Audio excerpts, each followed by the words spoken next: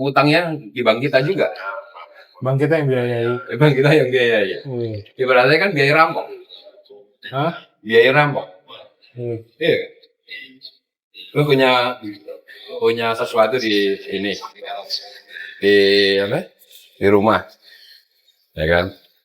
Terus habis itu ada rampok datang, lu suruh kerja, habis itu lu suruh beli. Misalnya kayak air minum dalam kemasan, investor asing. Kerannya, airnya diambil dari keran kita ya? Airnya diambil dari tanah kita. Oh. Yang kerja orang kita. Dijual di tempat kita. Duitnya, modalnya pinjam dari bank kita. Untungnya dibawa kabur.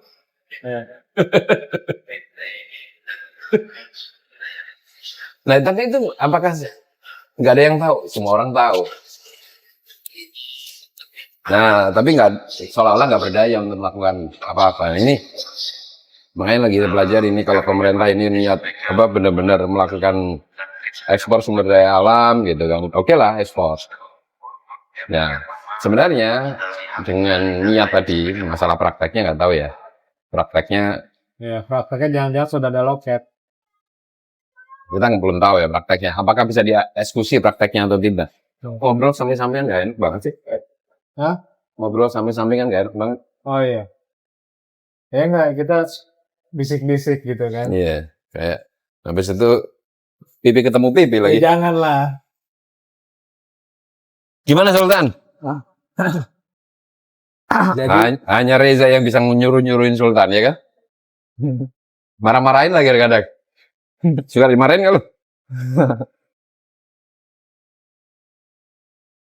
Jadi saya kemarin sama dia diskusi tuh soal teori baru nih. Betul.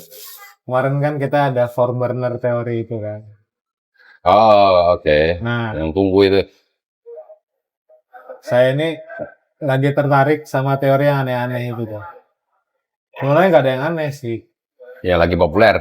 Jadi kayak ada namanya solo table teori, Pak. Udah pernah dengar nggak? Belum. Solo table teori. Oke. Gimana tuh, terangin? Nah, itu akan berbeda sudut pandangnya kalau dibahas oleh anak muda atau anak-anak seumuran dia nih, dan dibahas oleh orang-orang seumuran kita. Emang lu tahu solo table theory? Hah? Emang lu tahu? Gimana itu? Gimana? Coba jelasin. Gimana tuh teorinya? Jelasinnya ya. Padahal nggak tahu tuh. Kalau bisa. Ya coba jelasin. Katanya lu tahu. Jelasin dong. Nggak tahu. Jadi waktu saya pulang dari Cirebon jenguk dia itu ya, Pak Wicak kan ngomong ke saya. Setiap manusia pasti akan ada waktunya sendirian. Iya enggak? Nah, kalau dari perspektif kita, orang-orang yang sudah menginjak kepala orang ini ya, itu solo table teori itu adalah latihan untuk bisa hidup dalam kesunyian. Menghadapi hidup sendirian. Tapi kalau untuk yang seumuran Sultan, Renan misalnya, solo table teori itu latihan untuk mindfulness. Mindfulness adalah mencoba menikmati sendirian. Duduk sendirian di kafe, di restoran sendiri, tanpa melakukan aktivitas apapun, nggak pegang handphone. Anak-anak generasinya Sultan, Renan. Boleh minta air putih ya? Oh boleh, pakai es juga Pak? Enggak, ini aja. Makasih Mas. Anak-anak seumurannya Sultan, Renan, itu kan nggak akan bisa duduk tenang di meja gini ya. Fokus cuma pada minumannya. Pasti sebentar-sebentar megang handphone. Jangankan mereka, kita aja begitu kok. Kita belum tentu bisa duduk sendirian, tolak-tolak, tanpa megang handphone. Kemudian kita fokus atau kita berdialog dengan di pikiran kita sendiri. Iya nggak? 5 menit aja udah nyari teman ngopi kan? Cari grup chat di grup WA. Kecuali malam-malam gitu. Nah, Wow. itu kan sering jadi kekhawatiran kita ya. Ini tongkrongan ini yang paling sengsara adalah orang yang mati terakhir. Karena udah nggak punya teman ngopi. Misalkan gitu. Tapi solo table ini ngajarin kita untuk latihan menikmati Menitik kesendirian sendirian. gitu. Untuk orang-orang yang kayak kita nih yang seumuran menginjak kepala orang ini. Kalau untuk teman-teman yang seumuran dia nih anak-anak seumuran Sultan, Renan, Rodi itu solo table adalah latihan untuk mereka itu mindfulness kan. Bahkan sekarang dibikin program. Ada programnya untuk bisa mindfulness. Mereka duduk mengamati pohon, mengamati pergerakan angin misalnya. Membaui udara, Makasih. melihat fenomena, memperhatikan orang. Coba. Ini handphone ditaruh. 2 menit lagi udah gatal diambil lagi begini lagi kan pasti begitu kan. Nah, gitu.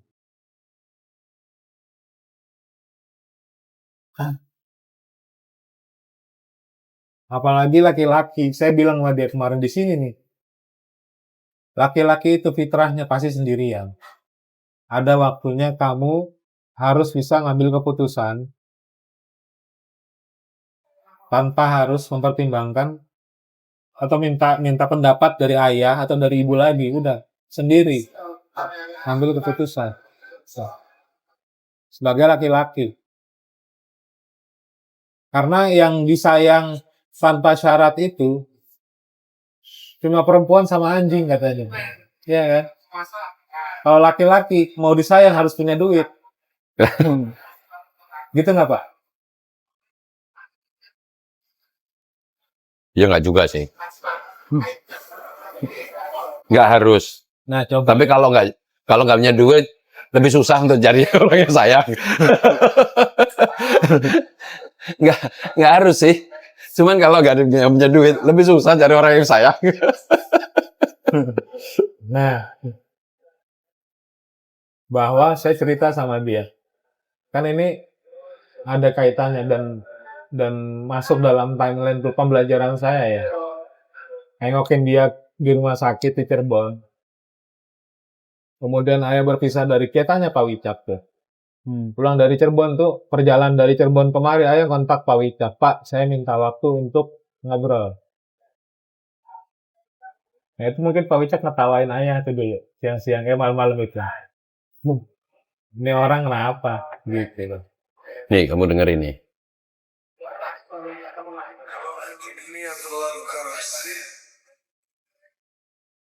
Ingat, ayah pernah lebih dulu hancur.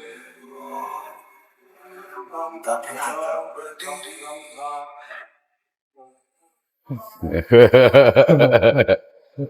Nak, dengar nak.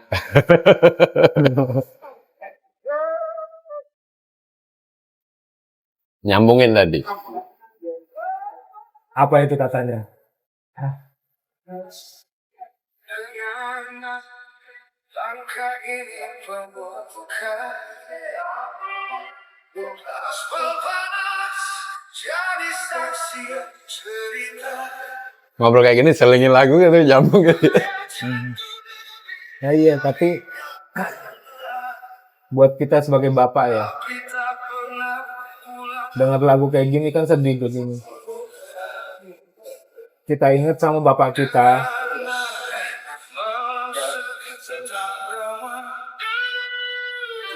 Perut kosong ditemani rasa. Wes. Nanti didengerin di rumah, tak share. Nggak, ini tadi nyambung. Apa? Ya, kita laki-laki sudah jadi kodrat kalau harus ngambil keputusan, berani ngambil keputusan sendiri.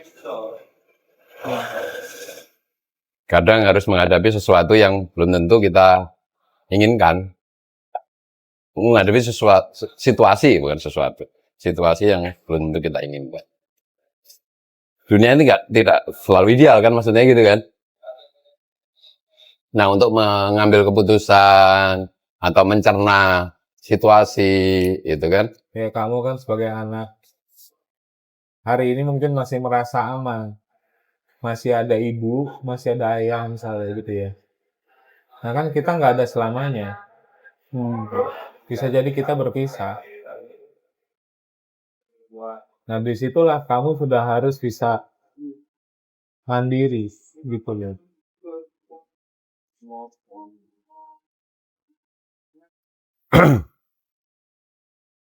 Monggo Pak, lanjut Pak. enggak, ini buat renungan kita. Iya. Jadi nyambungin solo table teori tadi atau mindfulness time. Ya. Teori aneh-aneh lagi ya. Eh,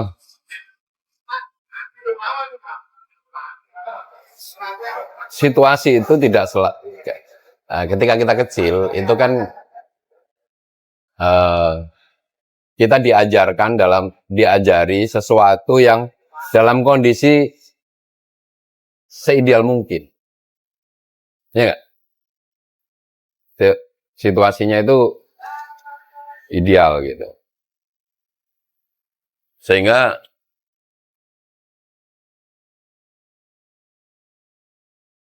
pelajaran-pelajaran kita itu ideal. Padahal dunia nyata itu tidak selalu ideal, ya kak. Nah, disitulah butuhnya mindfulness, menemukan pengalaman-pengalaman sendiri. Tadi menarik tadi apa yang disampaikan Kak. Ketika kita sendiri gitu, kita merasakan pergerakan angin, memperhatikan gerakan apa daun, memperhatikan situasi gitu. Yang seringkali ketika begitu kita baru bisa nangkep sesuatu yang tidak hanya yang terlihat sekilas, tidak harus terlihat sekilas, baru bisa kita tangkap ketika kita itu memperhatikan lebih dalam fakta atau fenomena. Ada satu fenomena yang baru kita bisa lihat atau bisa tangkap ketika kita memperhatikan lebih dalam. Nah hari ini itu ya, itu relate sekali dengan situasi sekarang, termasuk kita yang alami hari ini, memasuki zaman ini, di mana kita kena banjir informasi, ya kan? Short video, short content, gitu. Short content habis overexposure terhadap informasi. ya. Enggak, aku memperhatikan fenomena short content. Short content baik itu reel, apa namanya? Reel, terus Reels, Instagram, Reels, Facebook. terus apa kalau di YouTube itu YouTube Short. YouTube Short gitu ya. Kita sering gitu. Baru lihat apa namanya berita politik atau isu politik, terus scroll lagi, selesai kan, sekian detik kan, lihat lagi Lihat ekonomi, set lagi orang joget-joget, set lagi lihat makanan, set lagi lihat apa. Dalam sekian detik kita berganti-ganti. Lihat presiden pidato, ya, turun presiden lagi joget. Jadi yang benar presiden gue nih tukang pidato apa tukang joget gitu. Sehingga apa? Otak kita itu dilatih dan dibiasakan untuk berpikir itu terlalu dangkal. Mengambil kesimpulan dengan cepat. Dari politik, sekian detik, sudah dapat kesimpulannya, pindah lagi.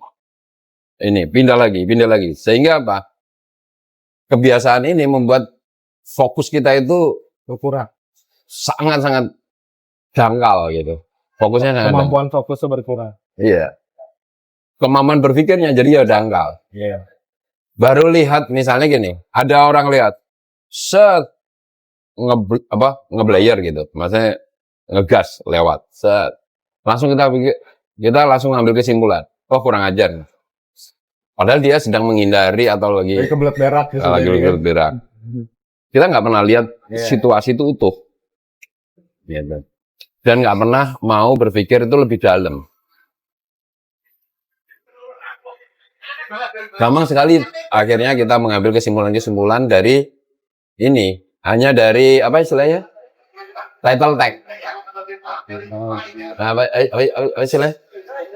Judulnya. Nah, ngambil kesimpulan dari judul gitu. Lihat judul, wah kurang ajar nih. Padahal judulnya clickbait. Belum sempat bikin abstraksi, Tuh. tapi sudah langsung membuat kesimpulan. Sehingga nanti terbiasa kita ngambil keputusan-keputusan yang impulsif. Keputusan-keputusan impulsif.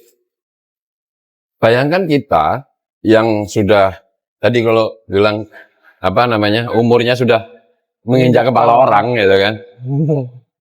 Atau sudah sering diinjak-injak orang gitu.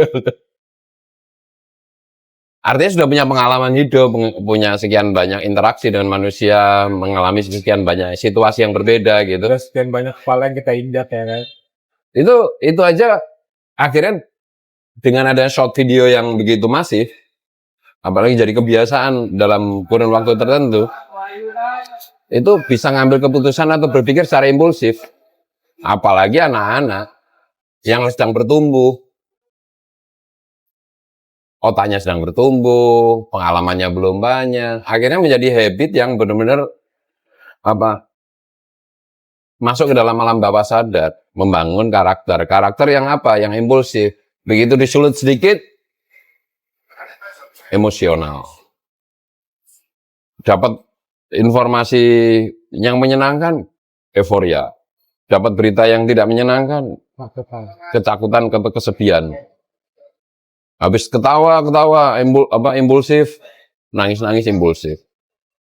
Habis itu sedih, habis itu gembira lagi, dan seterusnya. Begitu cepat. Ya anak-anak muda yang maki-maki Prabowo hari ini kan bisa jadi yang pas pemilu kemarin nangis-nangis itu. Iya. Kasihan Pak Prabowo. Nah, ceng-cengin pas debat gitu loh. iya. Iya kan? Kasihan karena kucingnya Bisa gemesin jadi gitu. orang yang sama kan. Yang kemarin maki-maki bisa jadi, yang sekarang maki-maki bisa jadi orang yang kemarin gemes banget ini, lihat gemoynya kan. Atau sebaliknya, yang kemarin itu gedek banget gitu, sekarang karena dia merasa sedang diuntungkan, lagi menikmati gitu. Ya begitu. Nah itu mungkin pentingnya apa tadi? Solo table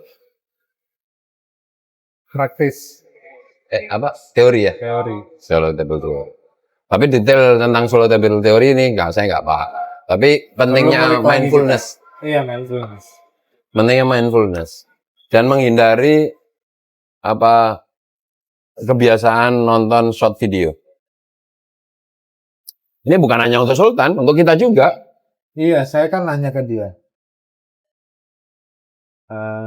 Kamu selama beberapa bulan kebelakang, iya, itu ada nggak menyelesaikan satu buku? Ada nggak? Enggak. Katanya ada baca novel. Saya tanya selesai nggak? Nggak selesai. Baru mukadimah itu lah. Nah, generasi kita kan terbiasa baca buku kan. Terus nggak usah buku deh. Setiap pagi itu dulu zaman saya kuliah baca koran. Dari halaman pertama sampai iklan baris itu saya baca. Jadi orang-orang sebelum ayah bahkan itu mereka terbiasa bosan. Kita ini kan nggak biasa bosan kan. Bosan sedikit megang handphone. Bosan sedikit cari hiburan. Ya. Nah kalau orang zaman dulu tuh biasa nungguin kereta jam-jam sambil ngomong aja. Akhirnya dia kenalan sama kanan sama kiri. Kita malah sempet kenalan kanan kiri. Iya nggak? Karena kita udah pegang dunia di tangan kita. Isi videonya pun tentang hidup orang lain. Yang nggak ada urusannya sama kita gitu. Terus ngapain kita perhatiin gitu. Itu sih kalau ayah. Jadi kalau ada tadi ya short video itu, dapatnya apa? Informasi. Tapi kalau long video yang informasinya atau membicarakan satu konteks itu lengkap gitu, dapatnya ilmu. Nah, informasi sama ilmu sangat jauh berbeda. Misalnya baru dapat short video orang Solo table. Dapat short video soal solo table.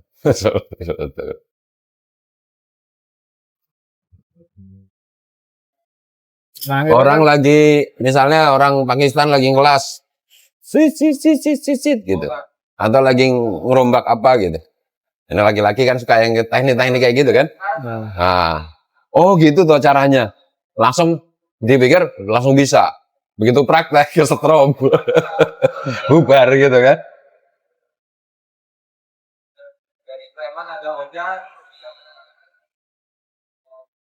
Tapi itu juga bisa kita pahami tuh ya. Ketika kita orang bisnis ya.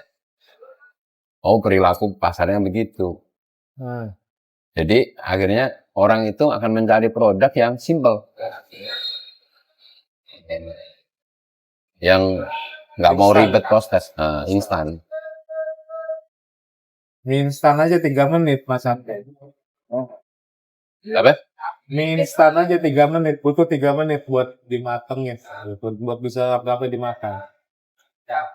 Yang kalau nggak sabar lu kremes ya kan, Di kremes kasih itu apa namanya? bumbunya tua. Bumbunya tua.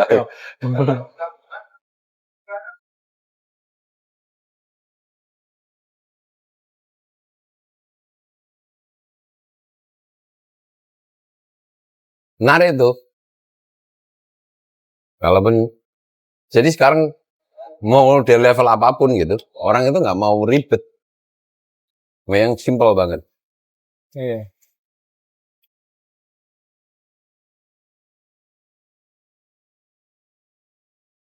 Jadi, ayah struk ini ya, ini ngajarin ayah untuk menghargai proses. Kamu kan lihat sendiri, ayah seminggu 3 kali fisioterapi untuk bisa ngangkat tangan. Nah, itu sesuatu yang nggak bisa ditukar pakai duit. Jadi, kalau ada opsi bayar 100 juta biar bisa langsung lari gitu loh, ayah bayar. Tapi kan opsinya nggak ada. Opsinya adalah harus latihan pelan-pelan, progres. Pelan-pelan menikmati proses gitu loh. Dalam waktu yang panjang, sakitnya lama, hasilnya belum kelihatan gitu. Nggak bisa instan. Sama halnya dengan misalkan menjadi kaya. Hari ini kan kamu mungkin nonton konten-kontennya Timothy itu. Iya Mana nggak? nonton? Hah? Hah? Nonton kadang. Nonton? Ada. Dia kaya dari mana? Hah? Dia kaya dari mana? Hasil investasi nih. Investasi di mana? Betul. Oh. Nah, artinya kan panutan kamu dalam menjadi kaya, mungkin orang-orang seperti itu ya. Hmm. Uang 100, uang 10 juta jadi 1 miliar ya. Tinggal nunggu. Padahal nggak begitu. Ini Pak Wicak ini orang yang sudah berbisnis lebih dari 20 tahun. Nah, tapi belum sekaya Timothy. Timothy, belum punya private jet kayak Juragan 99 itu. Ya kan? Artinya nggak bisa flip langsung kaya tuh nggak bisa, nggak ada itu. Itu harus keringetan. Nah buktinya ada tuh. Ada yang jadi berapa tahun dapat private jet itu. Nah, pasti kan ada yang aneh itu dalam cara dia mendapatkannya. Dan itu tidak bisa ditiru gitu loh. Atau bahkan tidak boleh ditiru. Ada pepatah itu, easy come. Ya, itu hukum alam. Easy come, easy go. Apa-apa yang gampang didapatkan pasti gampang habis. Jadi kalau ada orang nggak punya duit, tiba-tiba dapat lotre, berapapun duitnya. Misalnya, ini kamu kan sepanjang hidup mungkin belum pernah pegang uang 1 miliar kan.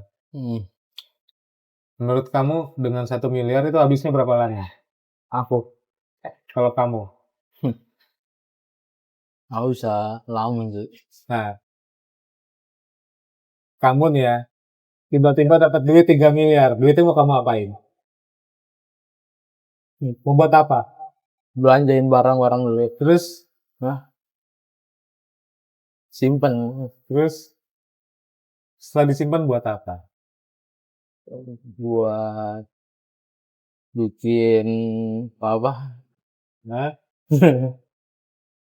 kalau ayah sih bercandanya sama teman-teman ayah ya. Dapat duit 3 miliar, ayah sedekahin semuanya. Habis itu ngayal lagi, dapat duit 10 miliar. Gitu, nah, lagi ngayal aja pelit lu. Ande-ande aja. Lagi ngayal aja pelit lu. Gitu. Ya kan, kamu nggak ada imajinasi soal punya uang segitu. Kenapa? Karena kamu nggak tahu proses mendapatkannya kan. Ya gitu sih. Jadi, kalau ayah sekarang jadi yakin, uang itu, kalau mau kita sebut sebagai rezeki ya, itu persis sama dengan makanan. Makanan itu rezeki, kita masukin mulut, ya nggak? Itu kan kita anggap rezeki kita kan. Nah, ini pelajaran dari sembelit. Lalu, Pelajaran dari sembelit, Salah. dari susah buang air besar. Ketika makanan masuk ke perut kita, setengah nomor. nggak dikeluarin, itu kan di perut jadi racun. Kan? Kasih lagi harus balik Iya selesai. nggak? Sama duit juga gitu. Kasih orang yang oma. Ada di tangan kita, nggak dikeluarin, Entah ini wae aku lagi. entah dibelanjakan untuk sesuatu yang bermanfaat buat kita, atau kita kasih duit. Oke. buat orang yang membutuhkan, yang berhak. Itu duit malah cuma jadi racun buat kita. Gitu. Sama halnya dengan makanan yang kita masukin ke mulut kita kan, kalau nggak dikeluarin kan jadi racun di perut. Duit juga sama sih. Walaupun derajatnya kita sama-sama anggap sebagai rezeki kan gitu.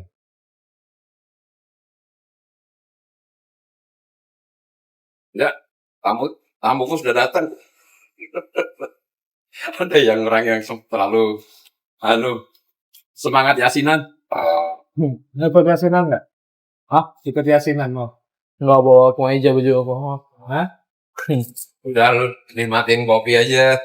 Nikmatin kopi dulu. Kan udah sering kau yasinan di pondok ya kan? Udah. Bosen nggak lu? Jauh-jauh ke sini yasinan lagi.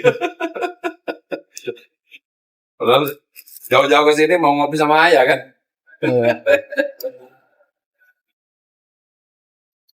Ya udah nggak apa-apa. Waktunya di top. Iya nanti kita lanjutin lagi soal teori-teori itu. Aneh-aneh lu. Masih banyak waktu kan ngopi-ngopi kan.